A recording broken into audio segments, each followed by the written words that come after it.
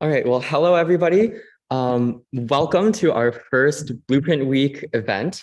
Thank you everybody for coming. Today, we're going to kick off with a tech talk from AI at MIT. It'll be Nithya giving this talk. There's a student group here at MIT that sort of does everything AI.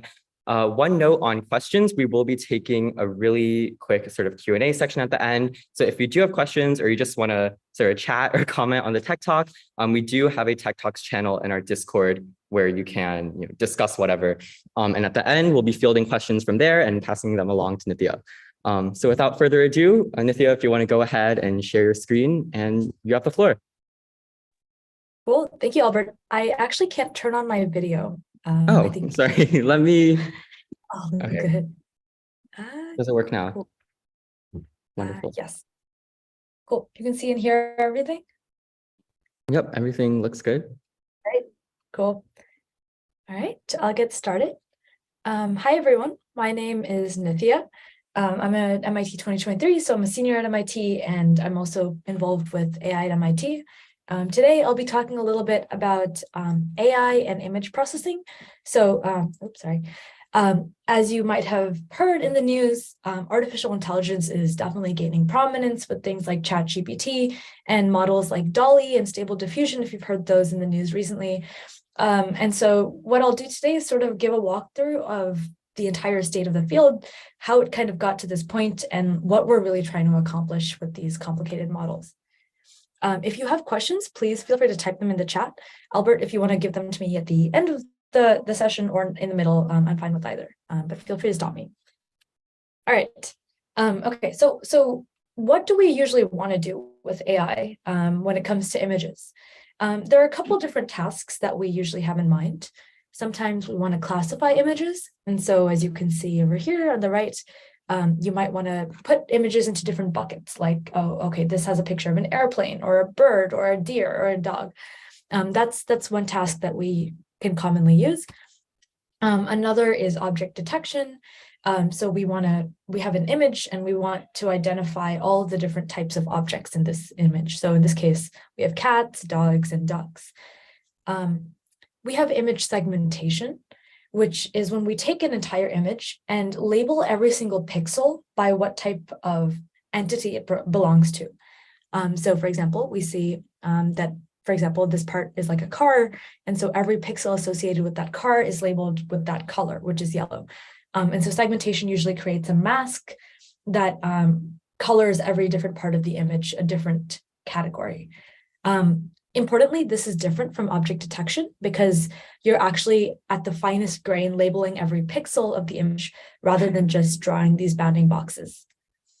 And one more recent task that we want to do with AI is to generate images from text prompts. And so if you've seen or heard of the model DALL-E, that it produces images like the one shown on the screen where you have these crazy like half human, half robots that you can generate. And usually these are images that have never been produced before. And that's usually the plan. And so we'll kind of talk about all of these different tasks, all of the different models that are involved in making these tasks, things that AI can actually do, and why these models work. Okay, so first of all, what does AI do? And why is it so important? So I think if you guys have all taken a statistics class, you may have seen or you might have heard of the concept of a line of best fit, which is you take a bunch of data and you want to create a function, which in this case is the function of a line. So y equals mx plus b, if you've heard of that. And you want to find the best line that fits your data. And this line, so in this case, that's this red line over here. And deep learning models really are just functions that map input data to output data. So that can be taking in an image and then outputting a label, like this image has an airplane or a cat or a dog. Importantly, these models are complicated functions. That's the really big difference. They're not like your typical y equals mx plus b equations. They're going to be even more complicated than like quadratic or cubic. They're going to have many, many different parameters. And the idea is that you're learning what all of those parameters are supposed to be. So in a line, you're learning maybe what the slope and the y-intercept are. In a machine learning model, you're learning what maybe tens of thousands and probably even more parameters are. And so that's the really big difference here. And so we come up with different types of models and different ways to train our models. Training is basically finding out what these weights are, finding out what the equivalents of the slope and y-intercepts are. And we want to find functions that like better or best fit our data. And so the entire process of deep learning and like training your model is basically finding this function that perfectly fits our data as best as we can. And then we can do a task really well. And so today we're going to talk a little bit about all of the different types of models and how they fit the task at hand and why they work. Cool. So we have a lot of different types of models that we use. As we just said, different types of models sort of fit different types of data better or are better suited for different types of tasks. You can see a similar analog in maybe if you have like a curve of data, it's better to use a quadratic equation that kind of fits that entire curve than like a linear equation, right? That just will fit like maybe one part of that curve. And so a similar analog here that different types of models are going to do better for different tasks. And so that's why we have different model architectures, and different model architectures are kind of going to pull out different parts of the image or different part of the inputs that are better for the task. And so I've been using the type of model and model architecture. I've been using these words interchangeably. What I basically mean is like a model architecture is a structure of a model. So in this case, you can think of it as the analog of like a quadratic or a linear or a cubic function. So let's discuss some common model architectures. And what I'm going to do is sort of discuss them in the order of like increasing complexity and probably also increasing recency. So cool. So first, let's talk about models that are well suited for discriminative tasks. These are tasks that tend to be, okay, I have this image. Let me see if I can segment the image to like figure out all of the different categories of pixels, or let me do object detection, or let me do classification. So these are tasks that are taking your data and splitting them into different parts. That's sort of where the discriminative part of this title comes from. So the first type of model that we'll discuss is the fully connected neural network. So this is the earliest and simplest kind of neural network. This is also what you'll kind of commonly see everywhere. Let me try to move this. Okay, great. So in this case, you have a bunch of what are called layers. So in this neural network, I have 4 layers. I have the input layer, these 2 hidden layers, and then this output layer over here. And every single edge in the neural network has a weight. So each one of these arrows over here will have a weight, and every single node has a value. So you see x1, x2, x3. Usually how this neural network operates is you're going to take, so if I take this intermediate node over here in hidden layer number 1 in the top, I'm going to take the product of the input layer nodes with the corresponding edges that connect them to my current node, and then sum all of those products together. So in this case, I take x1 times the weight of this arrow, plus x2 times the weight of this arrow, plus x3 times the weight of this arrow, and those 3 will form the value of my node. And usually what these models do is also apply some sort of function. These are usually called nonlinear functions. Oops, sorry. So in this case, that's a sigmoid function. And so that just adds complexity to the model. It makes it so that we're not just dealing with like multiplications and additions, but also adding these like complicated functions that do something interesting and change the math a bit. And so you'll see this this process commonly repeated where you have these weights multiplied, summed together, and then applying a nonlinearity. And the same process is repeated for every single layer. And so like the inputs go into the next layer, you multiply the weights, you sum them together and apply a nonlinearity. And so so what we're training when we're kind of like doing that for the model is we're training these edge weights. We're basically tuning these edge weights to best fit the task at hand. And so these model edge, or the model, when you say that the model has weights or parameters, that's what we're referring to here, these arrows. Okay, so that's that first type of neural network. Next, we do convolutional neural networks. So these are getting into a more modern architecture. They rely on something called a convolution, which is an operation where you have a small model architecture, or rather, you have a small matrix. This pink one over here, it's a kernel, and it's multiplied against a bigger matrix. And so you can see in this animation over here that the little kernel is multiplied against every sort of 3x3 patch in the matrix, and you generate this output. So over here, yeah, you can see the kernel sort of moving across the matrix and generating the pink matrix out here. Actually, I think I have a typo in my slide. The kernel is supposed to be the orange one, actually, and then the output matrix is the pink one. And so that's how the operation of convolution works. And so again, the weights that you're learning in this model are the orange ones over here. So if you kind of see these little weights, the red ones, the red numbers that are on this picture, those are the weights of the model. And so this is just like a way to sort of take, if you look at the previous fully connected neural network, you can sort of change this entire operation into a big matrix multiplication. And convolution is just sort of a specialized type of matrix multiplication, where you have, instead of a giant matrix of weights, you have a small patch, a small kernel that you're multiplying against a large matrix. Okay, so why do we use convolutional neural networks? Like, what's better about them? Well, first of all, if you're taking an image, for instance, you can see how if I'm running this small, like 3x3 or 5x5 patch of numbers across the entire image, that maybe this little patch will start to be able to detect like specific motifs in the image.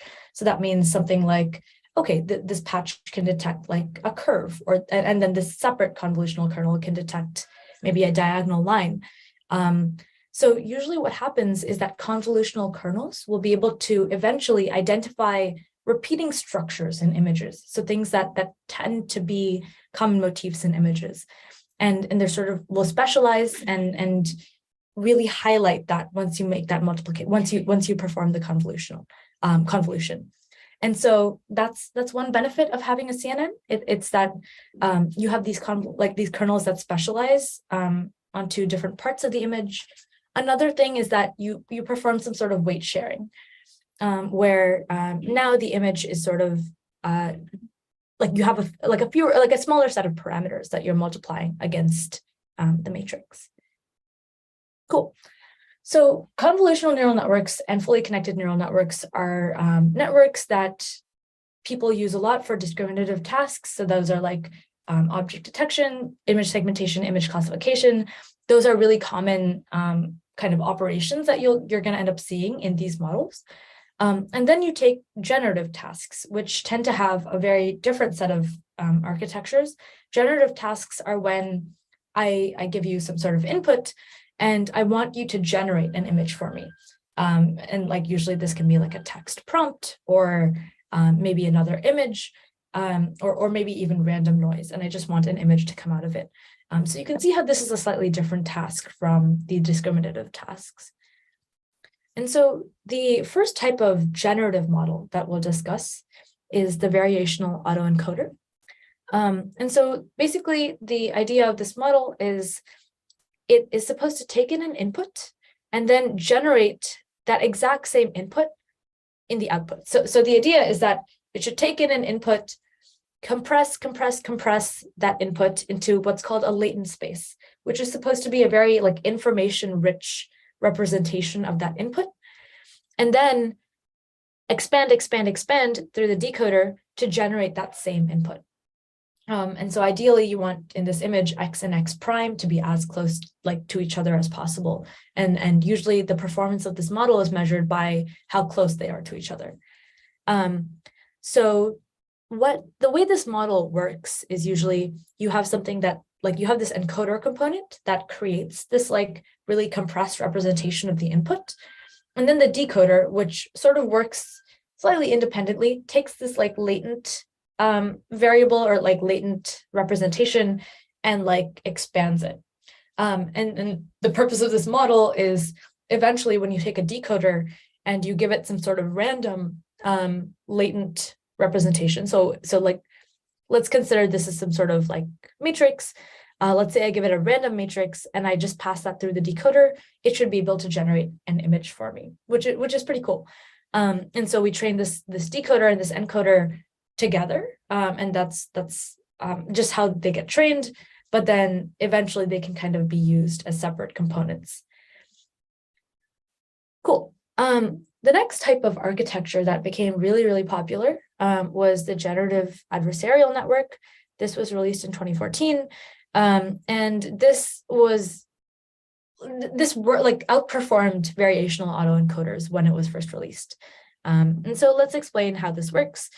Usually you have, there are two major components in this model. You have a generator model. So this is a model that will generate fake images is the idea. So it generates fake images in some sort of class that you want it to be. So let's say we're trying to generate fake images of faces. The generator is going to generate a possible face. And so that's over here. It also takes in a bunch of real examples of faces and relies on a discriminator model, which is supposed to be able to try to learn the difference between the real examples and the fake examples. And so you can see how this is sort of like an adversarial game going on here, where the generator has to try really, really hard to generate a really good fake example. And the discriminator is trying really, really hard to tell the difference between the fake examples generated by the model and the real examples that you provide as an input. And so that's where like the adversarial component of this network comes in, that basically the generator and the discriminator are kind of fighting against each other, trying to come up with come up with better fakes or a better like classification task of real or fake. And so these are actually pretty hard to train, but when they work pretty well. And so if you've seen some sort of like fake faces, maybe you've seen the pictures of faces that don't actually exist, but look pretty close to like real human faces. Usually those have been generated by GANs. And so, yeah, that's how the GANs work. More recently, we've come upon diffusion models, which are models that, if you've heard of DALL-E or Stable Diffusion, those two models are like variants. So diffusion models are like a large type of class. Like they define how the model architecture is generally organized. And Stable Diffusion and DALL-E are two implementations of diffusion models. The way that these models work is they learn to sort of denoise pictures. And so they basically learn how a picture looks with various levels of noise applied to it. So they learn that, for example, this image on the left of this cat is like a completely unnoisy representation of that or image of that cat. They also learn that this next picture is a slightly noisier version and so on. And then when they operate, they learn to sort of get rid of that noise because they know what noise has been added to that first image and they know like what the base image is supposed to look like. They also learn to sort of denoise that image and go in the reverse direction.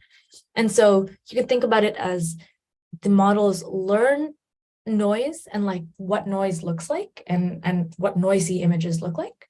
And they also learn how to get rid of that noise slowly. And so in multiple steps, these diffusion models usually start with noise and gradually remove that noise until they generate really cool pictures. And so you can look online for some really cool pictures that maybe DALL-E or Stable Diffusion have generated. And it's kind of crazy that they work so well, but this is the basic principle that they learn what they take a picture, learn what noise has been added to the original, and then kind of get rid of that noise in every step when they're operating during inference. And And so, yeah, that's the last type of generative model. I think this is like where we are. Like this is the frontier of image processing and cool image developments and computer vision that we've seen so far. But new advances are coming out every day. So keep updated with AI news. But I'm happy to take any questions. Yeah, all right. Thank you so much, Nithya. That was a wonderful presentation. We've got some questions from our audience here in the Discord. So I'm just gonna go ahead and read them to you. So someone's asking, reCAPTCHA usually requires users to select images that are either bikes, planes, or cars. And they're wondering if reCAPTCHA's ability to determine which images have these objects in them is the work of AI, and sort of what kinds of models are used for that.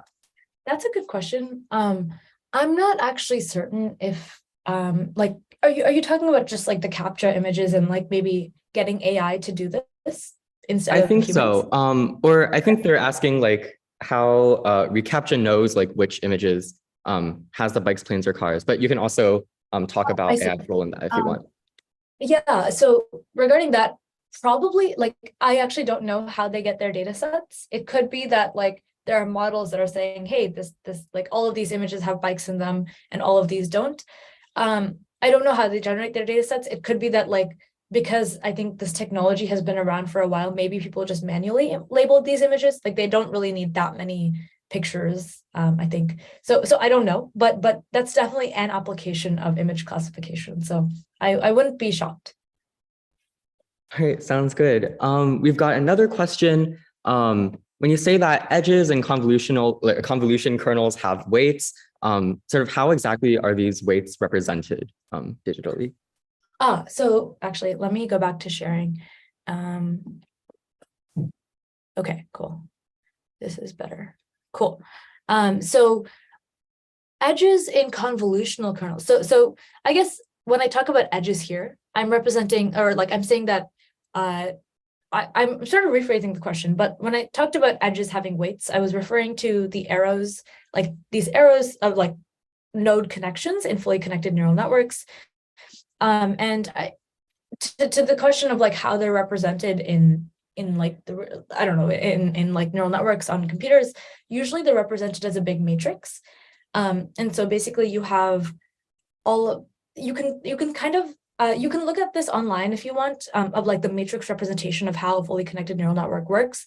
But you can think of it as like all of the weights associated with like x1 over here get multiplied by x1 and then summed together. So like if you've seen like matrix multiplication from linear algebra, you can kind of see how like a product followed by a a product followed by a sum kind of feels like matrix multiplication. And then you can look up the formal representation of this online. But matrices are the answer to your question. Yeah, sounds great. And while I guess we're on the topic of like convolutional neural networks, one of our viewers is asking, how does weight sharing work? Is it like using the same orange matrix in just multiple iterations? Yeah, that's a good question. So weight sharing, the idea of this like of convolutional neural networks sharing weights is that, actually, let me go here. So you can think of it as usually in like a fully connected neural network, every single one of these like matrix, or rather every single one of these elements in this matrix would have had like different weights associated with them. And now you just have the same convolutional kernel that's being applied to all of them. And so the idea is that like from having a lot of weights, now you just have a couple weights that are represented by the convolutional kernel. And so that's why weight sharing is so good, because now you have a model that has fewer weights and probably works as well because of what we said, that like convolutional kernels can learn image motifs. And so you've sort of intelligently reduced the number of parameters that you have to learn. And that's good because it's easier to train. It's like, for example, and to the question maybe that might arise about why it's easier to train a model with fewer parameters, think about maybe how much easier it is to find a line of best fit versus like a degree 5 equation of best fit. There are just so many more like parameters that you have to figure out that with the degree 5 equation, that it just makes it that much harder. And like it requires that much more compute power. Does that help? Hopefully. Yeah, we've got another someone else asking about GANs, asking, do these generators usually take a long time to develop and provide outputs? Okay, I've never personally trained again, so I actually don't know how long it takes, but from what I've heard, it takes a really long time to train again, and they're like a little bit difficult to train. So I would assume that yes, like things will be a little finicky at the beginning, and probably will take many, many hours before they're able to generate like somewhat good fake examples. Great, sounds great. We've got a question about diffusion models. You talked about how they sort of learn via denoising. So can they be used to refine images, like trying to make blurry images look better? That's a good question. So my inclination here is no, because blurry images are not the same as just like adding random noise to an image. So if you look at, like, for example, the second image over here, it's not exactly blurry. It just looks like you added a bunch of random, like you added like sprinkles on top of this image, right? That's not quite what blurring is, right? So I'd say it probably, like, again, I don't know, but it probably isn't de-blurring an image. It's like denoising, which is a fundamentally different operation. Great. And also on the topic of diffusion models, someone's asking, are diffusion models solely for image generation, or can it also be used for clarifying other data sets? And also along that line, why has it worked so well, and why has there been so much work put into it for images in particular? That's a good, sorry, this light turns off. That's a good question. In terms of other data sets, I'm not sure. Maybe there's recent research. I wouldn't be surprised if someone has tried to take this, if someone hasn't tried to, or rather, I would be inclined to believe that someone maybe has taken this and tried to apply it to a different type of data set. I don't know of that research, so maybe that's worth Googling, and I can maybe follow up if you want. But in terms of, what was the second part of the question? Oh yeah, why has it worked so well? Or do you have any like ideas for why has it worked so well for images in particular, or why the focus has mainly been on diffusion models in images? I think it's probably because you can see that, like, it's very easy to add noise to an image. It's literally just saying, okay, like, let me generate a random matrix and just add that to my image, which is also a matrix. So like, that's the operation of adding noise. And if a diffusion model is going through this process of denoising, you can see how an image probably is the most easy way to like get a matrix representation of something that matters to us, right? And also kind of visually see that it gets a lot better. And so I think it just, like, images are a really good starting point. And usually with machine learning, there are like a couple different starting points, like image, text, and like maybe other like interesting relevant data, but images are like a common starting point. And so like, I'd say like starting with images was probably just because it made sense. In terms of why it works so well, honestly, like, I don't know. I think with a lot of models or a lot of deep learning models, it's really difficult to say why it works. And that's really annoying. And I think theorists are trying to like come up with better explanations for why things work so well. But right now, I don't think anyone has a great answer for why it's so good, other than like it works and like we have some sort of visual representation of what the model does and what it's learned, and like this sort of makes sense. But like, that's a great question, and I wish I had the answer. Sounds good.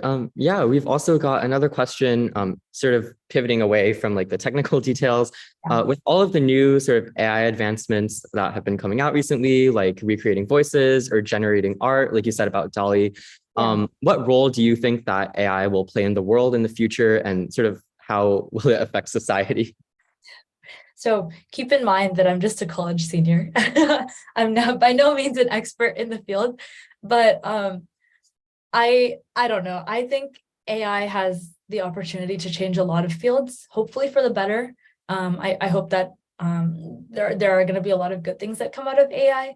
I think just the ability to automate a lot of tasks that become increasingly complex mean that you can kind of save human bandwidth for things that are like even more hard, and sort of make it so that it seems like there are like 100 humans working on the tasks that are now easier, or things that can be done by an AI.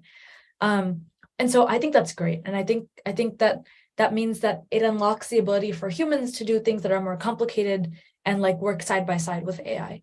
And so hopefully that means that like more people get access to things that like currently are very limited. More people get access to, like, let's say, like good healthcare, or more people get access to cool technology that like they don't have access to right now.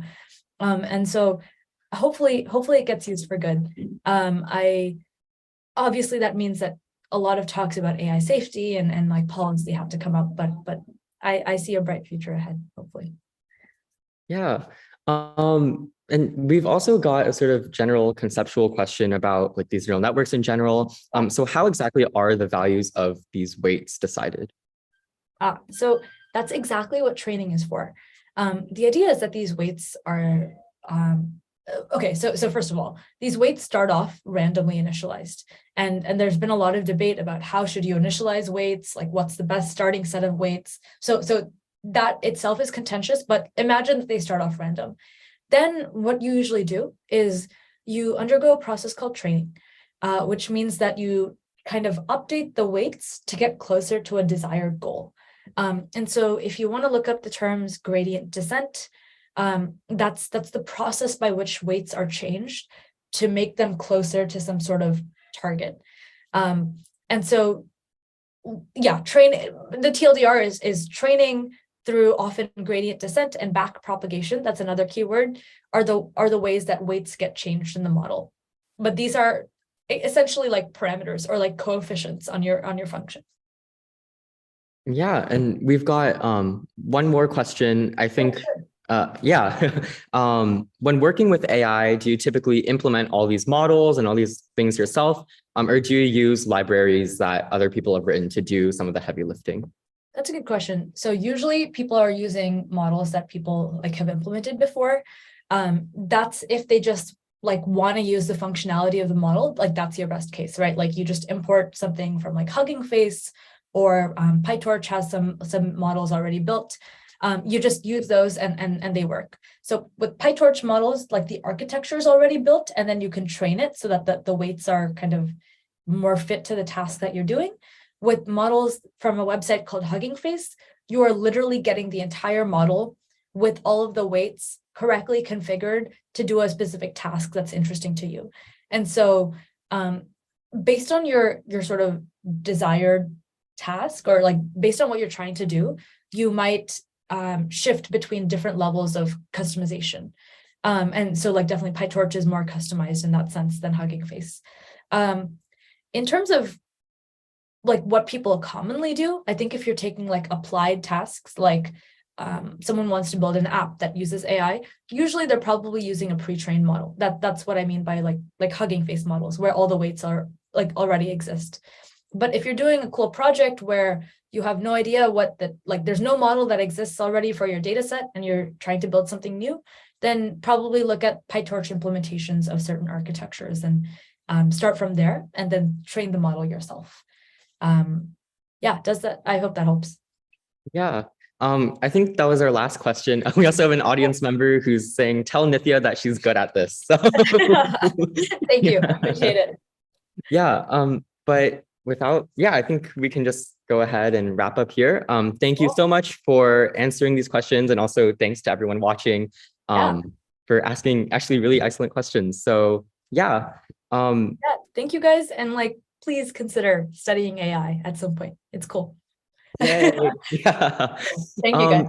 Yeah, thank you so much. And also to everyone in the audience, you can join us tomorrow. It'll also be at 6 p.m. We'll send out a Zoom link on the Discord, but we'll be having a tech talk from MIT Rocket Team and also an intro to Git workshop at 8 p.m. And all the links to that will be on the Discord. And we hope to see you tomorrow. But yeah, thank you so much for attending. And thank you, Nithya, for an excellent tech talk. Thank you guys. Bye. All right. Bye-bye.